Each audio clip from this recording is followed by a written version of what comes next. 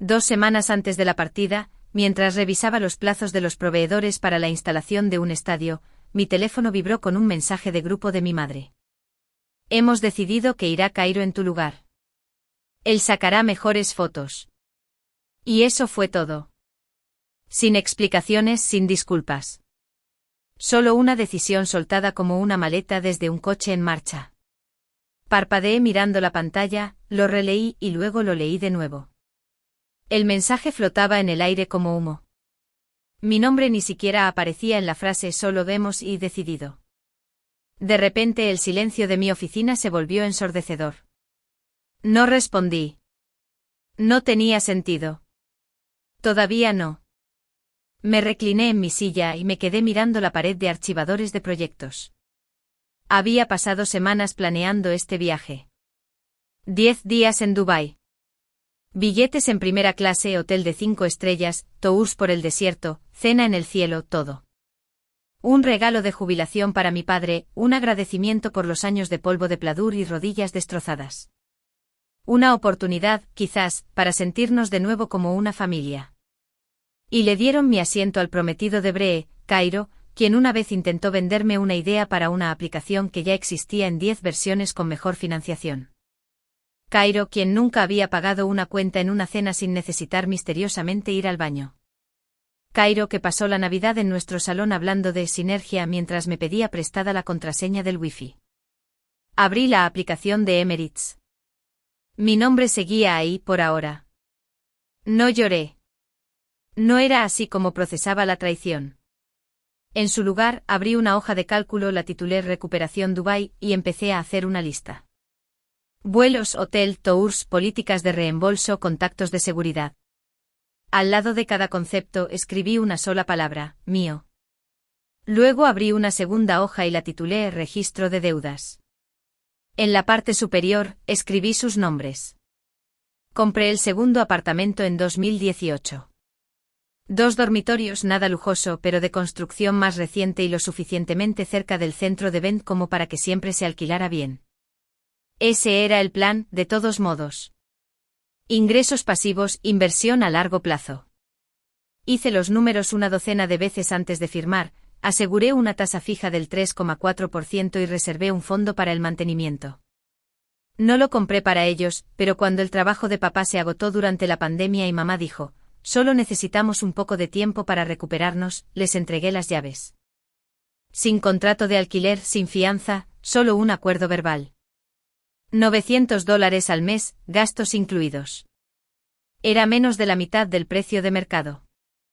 E incluso eso no era constante. Para el segundo año había dejado de preguntar. Preguntar se convirtió en tensión. La tensión se convirtió en silencio. Bri se mudó por esa época después de una pelea con unos compañeros de piso por choques de personalidad. Trajo 6 maletas, un perro y un anillo que, según ella, aún no era oficial, pero casi. Siempre tenían excusas. Una factura retrasada, una reparación inesperada del coche, el brunch de cumpleaños de mamá. Lo registré todo. $17.800 en alquileres impagados hasta el pasado noviembre. Nunca volví a mencionarlo. No directamente. Supuse que la hoja de cálculo me protegería de volverme resentida, como si las filas ordenadas y el formato condicional pudieran hacerlo justo. Se compraron una nueva cafetera Espresso el otoño pasado.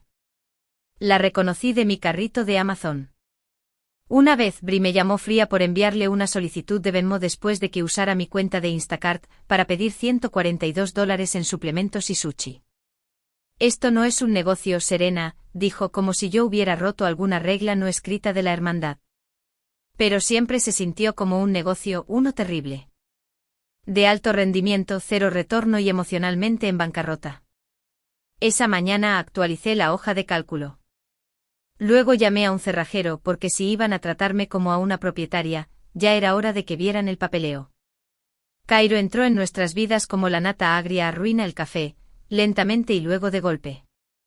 La primera vez que lo conocí, me estrechó la mano como si fuera una oportunidad para hacer marca personal. Dijo algo sobre aprovechar el capital heredado mientras elogiaba la iluminación de mi apartamento. Llevaba chalecos tecnológicos sobre sudaderas de diseñador y mencionaba fondos de capital riesgo como si fueran amigos íntimos. Según Brie, era un visionario en el espacio disruptivo del CEO Living. Aunque cuando le pregunté qué significaba eso, parpadeó y dijo, es como la vivienda, pero más inteligente. No tenía un cargo, solo ideas vagas, principalmente centradas en lo que otras personas deberían invertir mientras él nutría el concepto. Brie lo adoraba. Lo llamaba un futurista. Mamá lo llamaba encantador. Papá asentía mucho, probablemente por agotamiento. Cuando anuncié el viaje a Dubái en la cena del domingo, vi cómo los ojos de mi padre se iluminaban como no lo habían hecho en años. Sacó su viejo libro sobre arquitectura del desierto y dijo que siempre había soñado con ver el Burj Khalifa en persona. Durante 5 minutos, sentí algo parecido al calor. Entonces Brie preguntó si Cairo podía venir. Dije que no, con calma. Es un regalo para papá. Ya he reservado 4 asientos. Silencio. Entonces Brie se burló. ¿En serio, no puedes simplemente comprar un billete más? He agotado el presupuesto, respondí. Y esto no es unas vacaciones. Es un agradecimiento. Brie se levantó con los brazos cruzados. Solo estás resentida. Nadie te ha elegido nunca en primer lugar. Las palabras golpearon más fuerte de lo que dejé ver. No me inmuté, solo asentí. Cairo bajó la vista a su teléfono como si todo aquello estuviera por debajo de él. Mamá murmuró algo sobre la familia. Papá evitó el contacto visual. Esa noche no dormí. En su lugar, abrí el portal de reservas y revisé cada política de cancelación línea por línea. Luego, reservé un cerrajero para el viernes a mediodía. Llamé a Emirates, fingiendo que quería verificar mi reserva. Ya sabía que algo andaba mal. Solo necesitaba confirmación. La mujer al otro lado fue educada y eficiente. Sí, señorita Kalewu, su reserva fue actualizada la semana pasada. Está registrada como ausente por una emergencia médica. Contuve la respiración. ¿Una emergencia médica? Sí, continuó. Alguien que decía ser su hermana llamó, dijo que estaba usted hospitalizada y que no podría viajar. Solicitó que cambiáramos el billete al nombre de su prometido. Desafortunadamente, los cambios de nombre no están permitidos para viajes internacionales en esta clase de tarifa. Mi voz se mantuvo tranquila. ¿Alguien intentó embarcar usando ese billete? Una pausa. Sí, un hombre intentó hacer el check-in con su nombre ayer, pero fue señalado. Ahora hay una nota de fraude en la reserva. Debería contactar directamente con nuestro departamento de fraudes. Lo hice. Presenté el informe, envié mi identificación, capturas de pantalla, marcas de tiempo. Se lo tomaron en serio. Para la noche lo sabía todo. Cairo se había presentado en el aeropuerto con mi billete, mi nombre y un agente de la TSA que, según el mensaje de Bree, era un amigo de la universidad. Intentaban hacerlo pasar usando mi identidad. Volví a leer el mensaje de grupo. El mensaje seguía ahí sin pudor. Hemos decidido que irá Cairo en tu lugar. Él sacará mejores fotos. Mi asiento, mi nombre, mi silencio.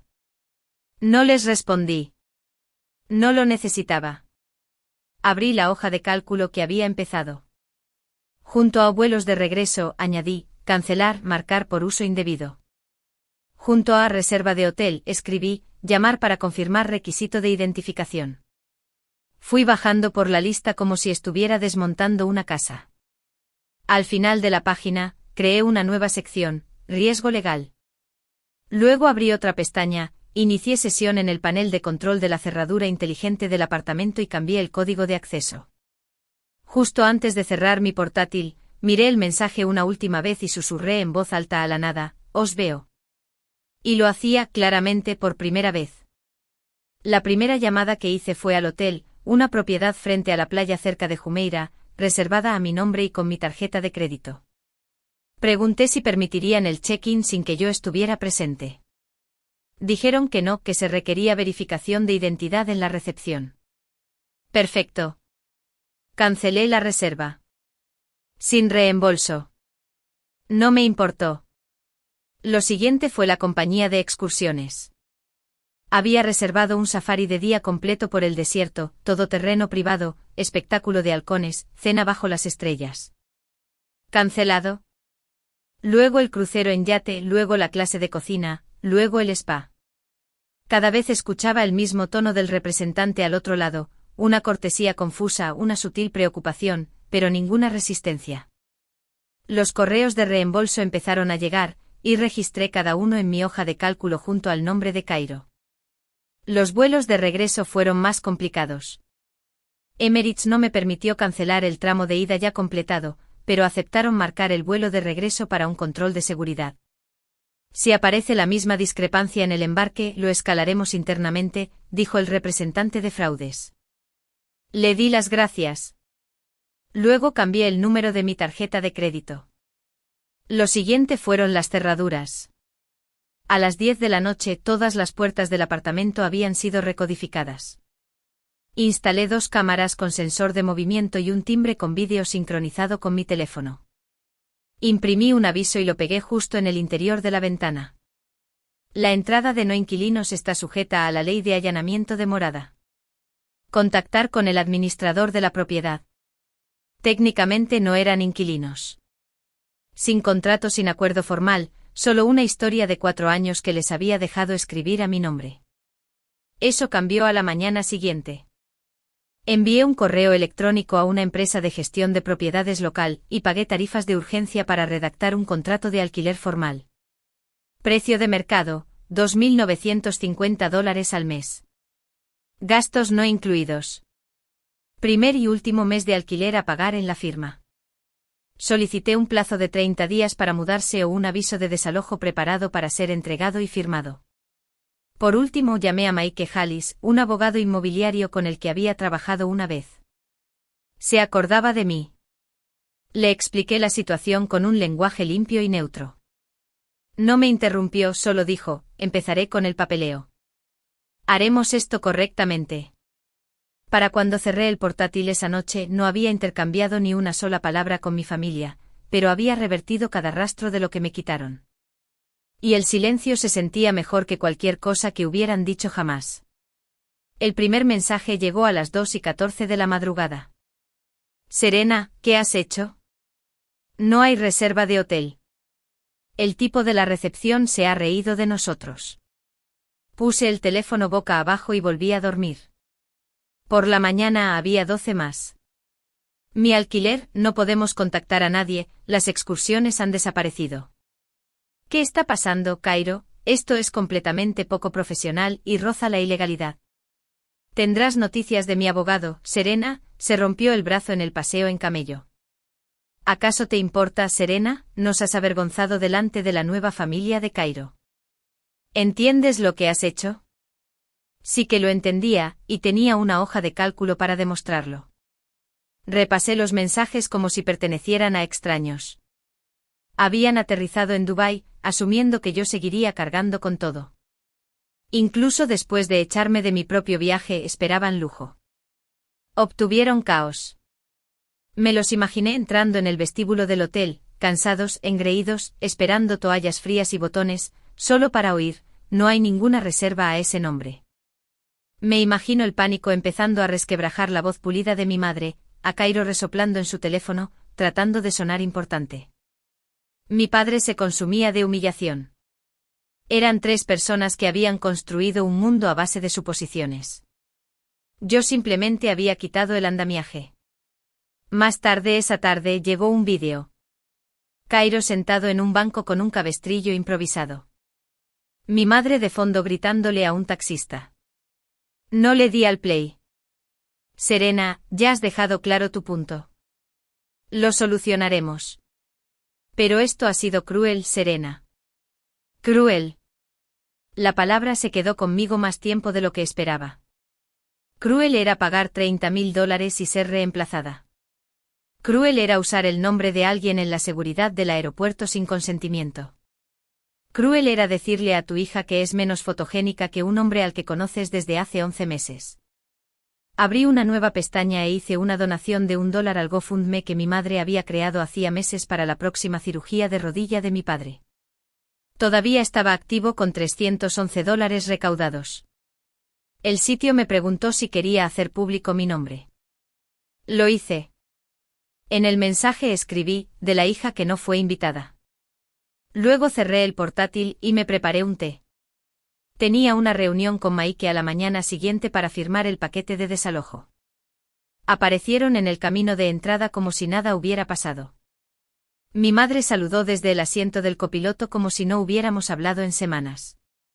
Cairo salió lentamente con el brazo en un cabestrillo negro, una sudadera de diseñador descuidadamente echada sobre él. Su expresión era pura actuación, a partes iguales herida y desafiante. Mi padre no salió del coche. Me encontré con ellos a mitad de camino en la grava, con los papeles en la mano. Este es vuestro nuevo contrato de alquiler, dije. $2,950 al mes. Primer y último mes a pagar antes de la mudanza. Gastos no incluidos. Tenéis 30 días. Mi madre parpadeó. ¿Hablas en serio ahora mismo? Lo estoy. Estás echando a tus propios padres, espetó acercándose. Después de todo, les estoy ofreciendo un contrato legal.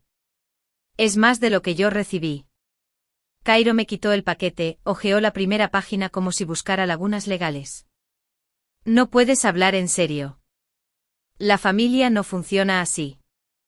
Lo miré y dije secamente, entonces es bueno que no seamos familia. Él se burló. Todo esto podría haberse resuelto con una conversación. Sabes, no necesitabas hacerlo estallar todo. Señalé el contrato. Esa es la conversación. Lo devolvió como si estuviera por debajo de él. Tendré que consultar esto con mi asesor. Levanté una ceja. ¿Te refieres a tu padre o al camello? Mi madre jadeó. La mandíbula de Cairo se tensó. Le devolví los papeles de todos modos. Dijiste que querías un negocio, Cairo. Pues esto es. Contratos de propiedad, condiciones de pago. Considéralo tu presentación final. No dijeron una palabra más. Me di la vuelta y volví a entrar, cerrando la puerta con llave detrás de mí. De camino a la cocina, abrí el buzón y encontré la copia notariada de la solicitud de desalojo. Maike se había movido rápido. Nunca firmaron el contrato. Ni en la primera semana, cuando se lo recordé por correo electrónico. Ni en la segunda, cuando el administrador de la propiedad les dejó una copia impresa con un sobre franqueado. Para la tercera semana, dejaron de reconocerme por completo. El día 30 presenté los papeles del desahucio en la oficina del secretario del condado. Cairo envió un mensaje de texto 2 horas después. Te estás exponiendo a graves consecuencias legales. Mi abogado se pondrá en contacto. Respondí con una captura de pantalla de la confirmación de la presentación. Bri dejó un mensaje de voz sollozando, diciendo que había destrozado a la familia por unas estúpidas vacaciones. La misma Bri que ayudó a Cairo a fingir una emergencia médica y casi cometió fraude de identidad con mi billete. Mi madre envió un largo correo electrónico, mitad culpa, mitad nostalgia. Habló de la vez que se quedó toda la noche cosiendo mi disfraz para la obra de la escuela, del pastel de cumpleaños que una vez hizo desde cero cuando cumplí 11 años. Terminó con, no pensé que serías capaz de esto. Te crié mejor. Ninguno de ellos se disculpó. Ni una sola vez. Ni por los mensajes. Ni por la tarjeta de embarque. Ni por robar el asiento, ni por coger el dinero, ni por llamarme resentida, aburrida o egoísta. Daban vueltas alrededor de la verdad, orbitándola como un planeta en el que se negaban a aterrizar.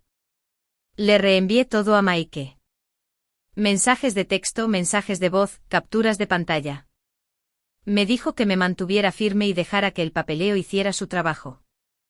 Al final de la semana, la fecha del juicio estaba fijada. 5 días. No cambié nada de mi rutina. Bebía el mismo café en la misma taza, llegaba temprano al trabajo, cenaba sola y en paz. Pero noté que dormía mejor. Los dolores de cabeza que había tenido durante años habían desaparecido. Cuanto más luchaban por quedarse, más entendía que nunca habían pertenecido realmente allí. Llamaron a mi puerta exactamente un año después de la fecha del juicio. El mismo porche, la misma energía nerviosa, una disposición diferente. Cairo no estaba con ellos. Bri estaba ligeramente detrás de mi madre, con los brazos cruzados con fuerza como si se estuviera conteniendo. Mi padre se apoyaba en un bastón, su rostro más demacrado de lo que recordaba. El tiempo finalmente había empezado a hacer mella. No hemos venido a pelear, dijo mi madre. No respondí, solo esperé. Hemos estado pensando mucho, continuó. Sobre cómo fueron las cosas sobre el viaje. Sobre ti. Cairo se ha ido, añadió Bri, apenas en un susurro. Se fue cuando todo se agotó. Mi padre carraspeó. Dicen que necesito cirugía. Mi rodilla está hueso con hueso ahora. Medicare no lo cubre todo. Solo necesitamos un poco de ayuda hasta que estemos estables. Esa frase otra vez. La sentí golpear como un ruido sordo en mi pecho. Solo hasta. Metí la mano detrás de la puerta y les entregué un sobre. Mi madre parpadeó. ¿Qué es esto? $3,000, dije. Para la rodilla. Y eso es todo. Bri dio un paso adelante. ¿Esto es estamos bien ahora? No, dije. Esto no es una reconciliación. Es una rendición de cuentas. Ninguno de ellos habló. Mi padre miró el sobre como si fuera a la vez un regalo y una sentencia. Bri desvió la mirada. Mi madre parecía que quería llorar, pero no recordaba cómo. No estoy enfadada, añadí. Simplemente no os debo nada más allá de esto. Mi madre extendió la mano, quizás buscando la mía. Quizás solo buscando contacto. No me moví. Se fueron en silencio. Los vi caminar hacia el coche, 3 sombras contra el sol moribundo. Me pregunté si conducirían a casa y retorcerían esto también, lo convertirían en algo más feo o más suave de lo que era. Quizás ambas cosas. Pero yo sabía lo que era. Era el último pago que haría por una familia en la que dejé de invertir hace mucho tiempo. El mensaje llegó una semana después. Hasta que no arregles esto, dejas de ser nuestra hija. Sin saludo, sin puntuación, solo una frase lanzada como una última piedra a través de una ventana ya rota. No sentí ira ni siquiera sorpresa, solo algo que se parecía a una confirmación. Me quedé sentada con ello un minuto con el teléfono sobre la encimera de la cocina junto al sobre que no habían cobrado. Luego respondí, dejé de ser vuestra el día que vendisteis mi asiento. No esperé una respuesta. Hice captura de pantalla de ambos mensajes y se los reenvié a Maike. Sabía que lo registraría por si llegaba algo más. Los rastros de papel se habían convertido en mi segundo idioma. Luego apagué el teléfono, preparé una bolsa de fin de semana y salí del apartamento. No le dije a nadie a dónde iba, simplemente conduje. Ventanillas bajadas, música baja, las curvas de la autopista de Oregón deslizándose bajo mis neumáticos como una cinta. El silencio no era solitario. Era limpio. Me detuve en un pueblo costero que siempre había querido visitar, pero para el que nunca había tenido tiempo. Me registré en una pequeña posada donde nadie conocía mi nombre. Caminé por los acantilados al atardecer, dejé que el frío me mordiera las manos y observé cómo el océano arrastraba la luz centímetro a centímetro. Esa noche me quedé dormida sin mirar el teléfono. Sin notificaciones, sin hojas de cálculo, sin llamadas sobre alquileres atrasados o favores o un perdón disfrazado de obligación. Cuando me desperté a la mañana siguiente, me estiré en la quietud como si fuera algo que me hubiera ganado. Preparé el café del hotel, me senté cerca de la ventana y pensé en ese asiento de avión. El que pagué. El que regalaron. Me di cuenta de que no lo quería de vuelta. Ya no. Nunca más.